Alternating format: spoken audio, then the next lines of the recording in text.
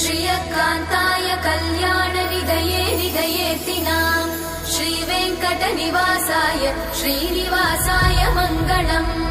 लक्ष्मी सविभ्रमालोकसुभ्रूविभ्रमचक्षुषे चक्षुषे सर्वलोकानां वेङ्कटेशाय मङ्गलम्। श्रीवेङ्कटाद्रिशृङ्गाग्रमङ्गलाभरणाङ्ग्रये मङ्गलानां निवासाय श्रीनिवासाय मङ्गलम्। सर्वावयव सौन्दर्य सम्पदा सर्वचेतसां सदा सम्मोहनायास्तु वेङ्कटेशाय मङ्गलम्। नित्याय निरवध्याय सत्यानन्दचिदात्मने सर्वान्तरात्मने श्रीमद् वेङ्कटेशाय मङ्गलम्। स्वतः सर्वविदे सर्वशक्तये सर्वशेषिने सुलभाय सुशीलाय वेङ्कटेशाय मङ्गलम्।